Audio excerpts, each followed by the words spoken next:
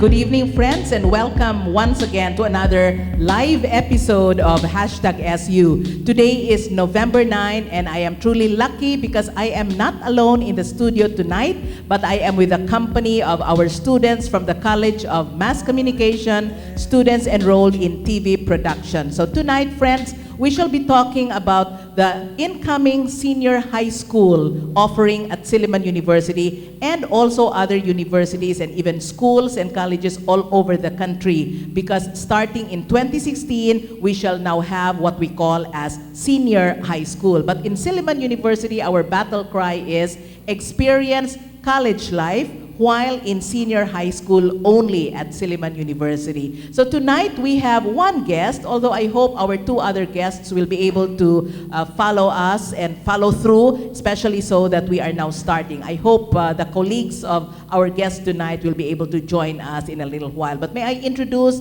our lone guest for tonight? She is none other than the principal of the senior high school department, newly appointed and newly installed as principal of the senior high school. May I welcome to our midst Professor Flordeliza Sillero. Good evening, Ma'am Flor.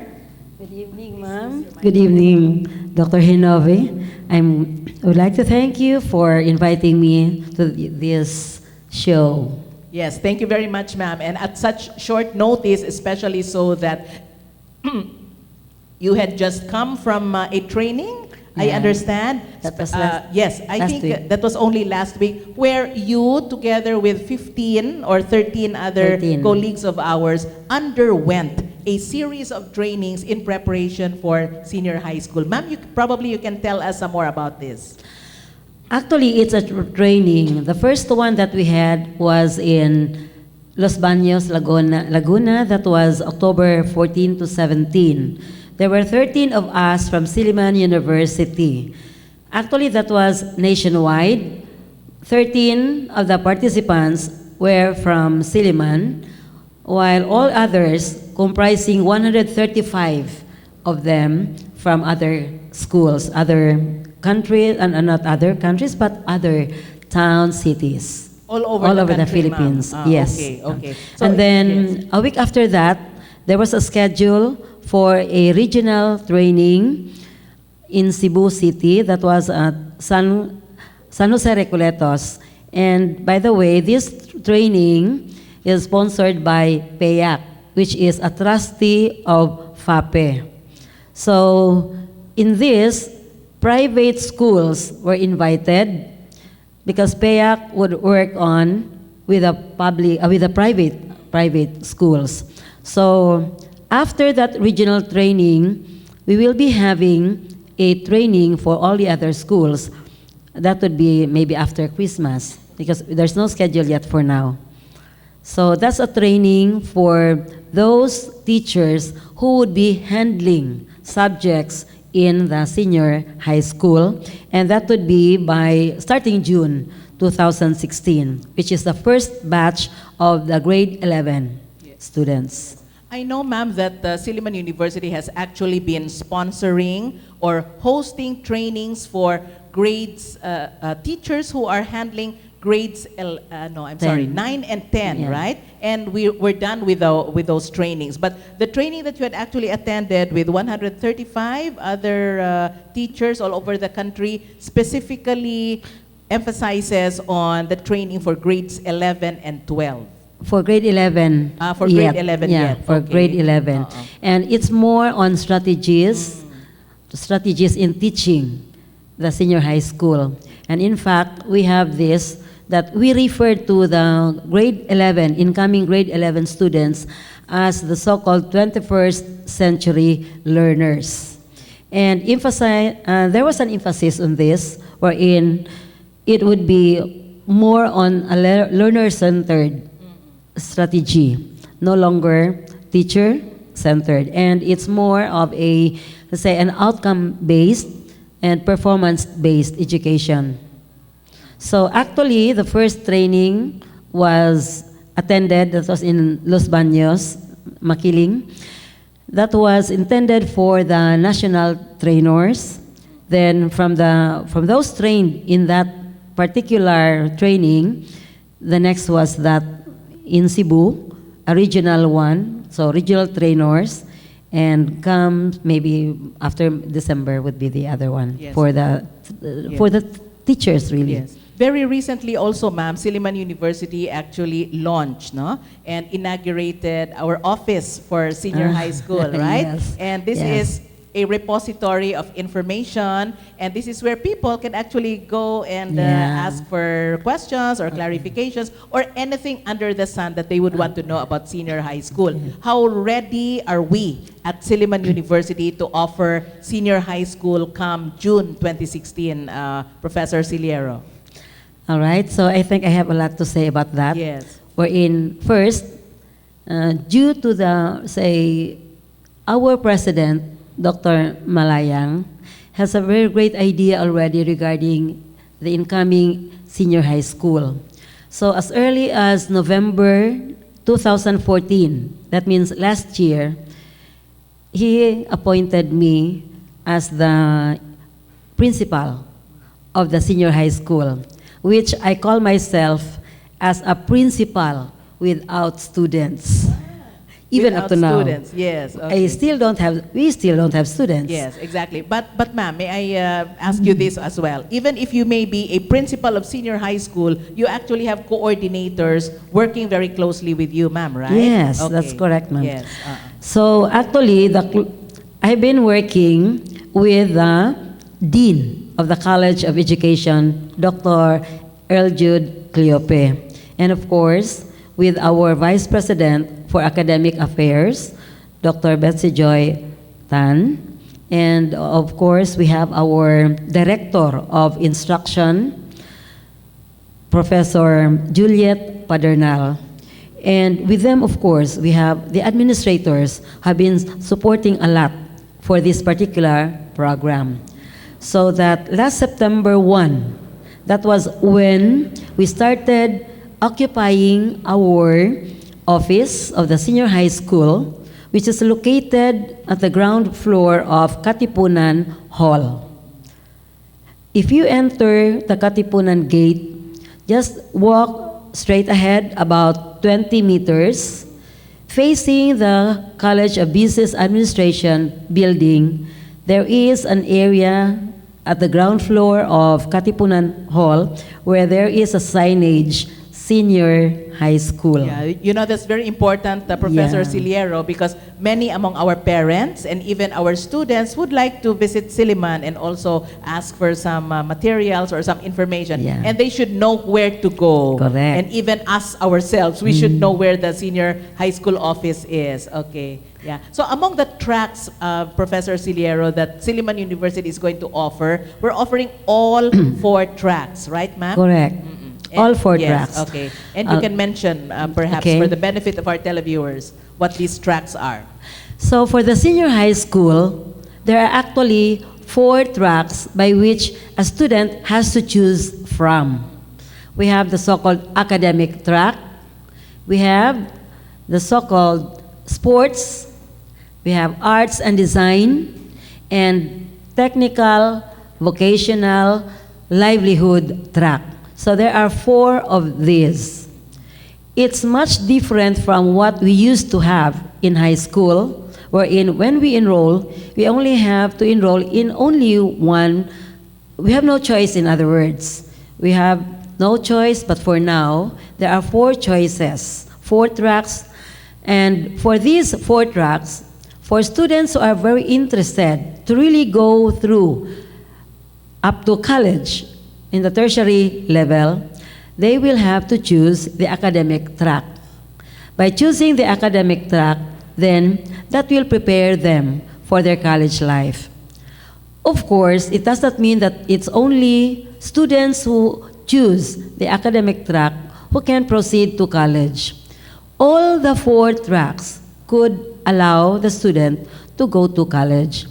So there are some questions. In fact, others are asking, what about those who would enroll in the so-called Tech-Voc livelihood track? Would they still be able to go to college? The answer there is yes. However, if a student really is aiming to proceed to the tertiary level, meaning if they really want to go to college, it would be advisable for them to choose the academic track because in the so-called senior high school, the subjects there are three, in other words, there are three types of subjects. One, we have the so-called the core subjects, wherein whatever track a student will take, the student has to take all these core courses or core subjects. How many subjects And are there, ma'am? There are 15 of them. 15. There are 15 of them. One And five, ma'am. 15. Yes, 15. Core subjects. So what are these particular subjects? So we have oral communication, meaning in our English, we have math, we have science, we even have, say, of course, with the humanities, where we have psychology, sociology, we also have social studies, history, and others. So there are 15 of them. Each of these subjects would have 80 hours per semester. Unlike what we have in college, usually one subject is for 3 units. Yes, meaning yes, that's right. we spend 3 hours per week, a total of 54 hours per semester. Yes. But for the senior high school, one subject would take 80 hours. Meaning, every semester, what I mean is every week, there will be a total of 4.5 hours. Or a total of 80 hours per semester. Yes. A total of... So 4.5 hours per Per week, ma'am, right? week. Yes, Yes. per week. Or if we like break it down some more, 2.5 hours per session. 2 and 15. 2 hours and 15 minutes per session, correct. right? Yes, okay. And then, ma'am, And then, so 80 hours per semester for the senior high school offering. So as I said, all students that will be enrolled in the senior high school will have to complete all those 15 subjects. Core subjects. Core subjects. And at this point, I'd like to emphasize that in one of the strands of the academic track, this is where there would be a slight difference.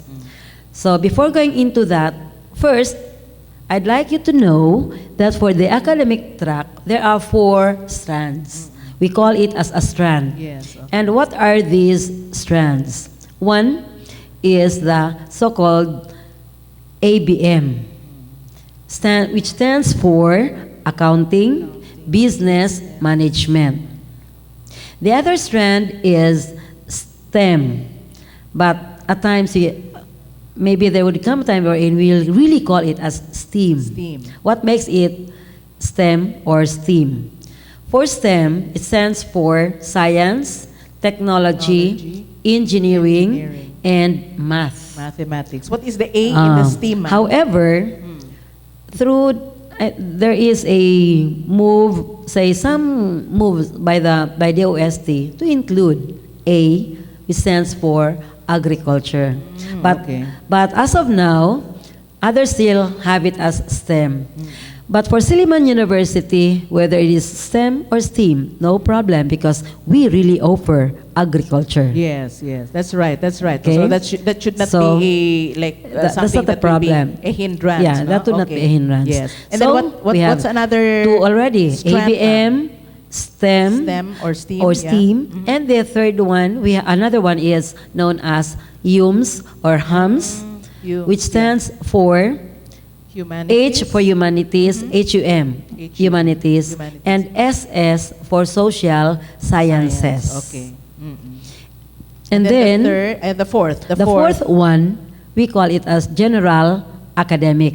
Okay. So this would be intended for those who still have no decision as to what course to take in college, but will definitely go to college. Yes, okay. Okay, so these are the 4 A clarification. strands. Yes, Okay. ma'am. No? A clarification. Sige, ma'am. The 15 core subjects is only going to be taken or going to be like enrolled in by a student who chooses the academic track, or all 4 tracks the 15 core subjects will be enrolled in, Yes, or will be ma'am. taken by So- all students. So regardless of the track, Okay. the student has to enroll all those 15 Okay. core subjects. Yes, whether the student would be opting for the sports track, And- the arts and design track, or the tech voc and the livelihood track, and of course including the academic track. yes, So ma'am. they differ only in the forthcoming subjects that they will be taking in the next year.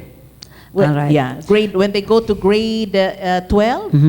So, aside from, okay, before I go into Yes, that, ma'am. Yes, ma'am. we have the so-called core subjects or core courses. The other set of subjects, we call it as the applied. Applied, before it used to be called as contextualized, or we call it as applied subjects. There are 7 of them. Now, with this type of subjects, the so-called applied subjects, there are 7 of them. All tracks, regardless of the track, the student will have to take all these applied subjects. But how do they differ now? For those, say, in whatever track they are enrolled in, that would also be the focus of these 7 applied subjects. Now, of these 7 applied subjects, an example is the case of Filipino. So, in fact, we call the subject for Filipino as Filipino sa piling larangan, meaning in their choice or in their track. So, there would be this same set of subjects, but focus on them would be on their track. Another subject here like empowerment technologies. Okay. So there would be computer. So for empowerment technologies, there would also be a focus. So in whatever field you are in. So again, all students would be taking this. Part of the applied subjects. Yes. Huh? Okay. All the 7.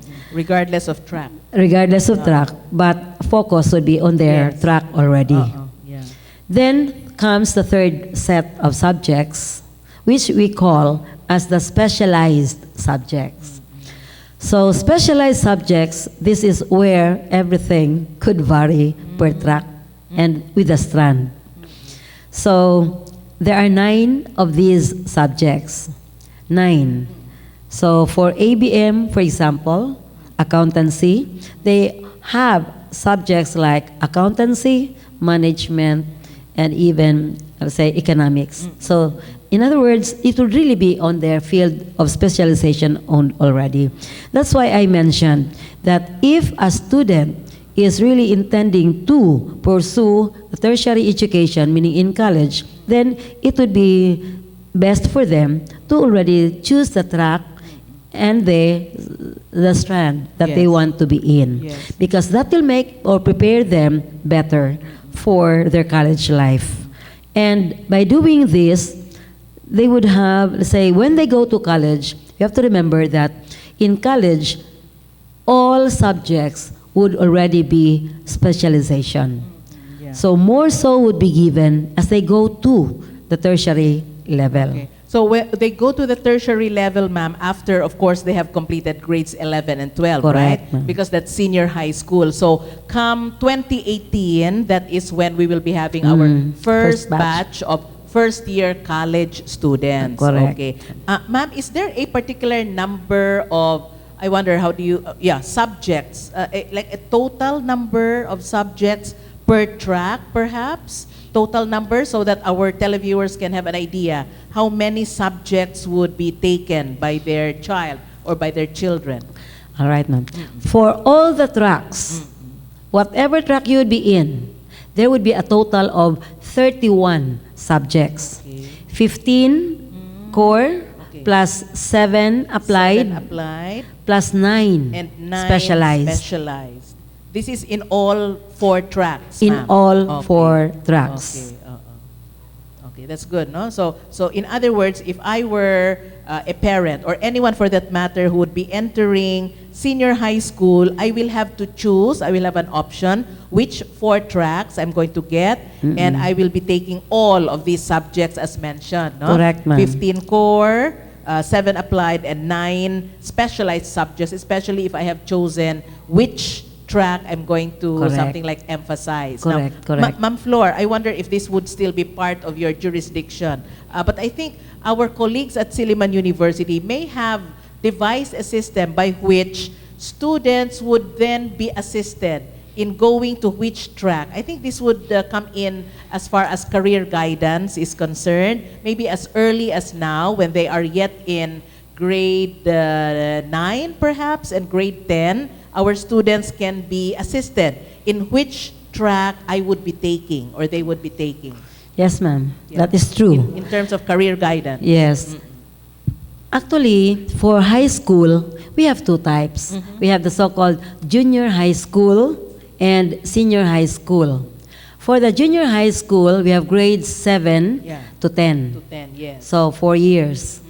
Now, for the students enrolled in the junior high school, at that early stage, they have been exposed to a number of subjects already, even for Tech Voc. They're already exposed to this so that the students could already start to think of what subject or what track they would be in come senior high school. Ma'am, I'm curious. Not all schools or colleges or even universities in the Philippines may be capable of offering or may have the facilities or perhaps the expertise of offering senior high school. Where would some of these students go? For example, if I come from far away, in a far away barangay in Mindanao, for example, or even within the Visayas, but the school where I finished my junior high school would not be able to even offer senior high school. But I would not yet be able to complete my secondary education, so to speak, because I am part of the so-called K to 12. Where would I, or the K plus 12, where would I go? I would have to scout for a school where I should go. Okay, a school that would offer a senior high school. That's a good observation, ma'am. Actually, as of until now, Yes. or say as early as September, even before September, Even before even September, before we had yes. our office, Yes, yes. there have been lots of inquiries already. Okay. When I was appointed November, and then our director of the Office of Information and Publications, he opened an account for the senior high school, in which our recruitment officer is taking track also on these emails. And lots of these emails have been asking as to whether they could have their students enrolled because they're looking for universities or schools by which they would expect that their daughter or son would be prepared before going into college. Yeah. So there's a lot of inquiries already, Yes. and in our office we have lots of let's say walk-in parents with others with their children for them to be registered already. So actually at this time we don't have that enrollment yet, but we are already entertaining them, having their names listed. Some of them have already submitted some requirements, of course, without the report card yet Yes, not by yet, now. not yet. And also, the Office of Instruction has also given this information regarding, say, for a student to be able to follow their track. And then aside from this, our office, the senior high school office, would also be helping out the students for them whenever they want to choose a track. In fact, one of the requirements when they enroll would be for a student to state the reason why they choose such a track. They're going to make a short essay Yes, yes. on that. So in other words, ma'am, students who would come in to enroll and choose any of the 4 tracks would undergo some sort of an interview or perhaps made to write an essay Yeah. on why they have chosen Yes. a particular track. Yeah. Okay. And in fact, we have this. We are pleased to inform you that we have decided to make available online an interest survey to facilitate a more convenient admission process for our senior high program. That came from the... From the Office of Instruction. Was Okay. given to me by the Student Recruitment Yes, Officer. and this will be sent, ma'am, to all schools? So this will be online. Yes. So we will be emailing a link on an online senior high update form. Okay. So for others who could not reach us out directly in our office, Yeah. then they can approach us through online. Yes, I think that's going to be very, very convenient for everybody. Yeah. Ma'am, we will pause for a break. Yes, and ma'am. when we come back, we will be accommodating questions, not only from our listeners, but also from the members of our live audience who are students of the College of Mass Communication. We will be right back.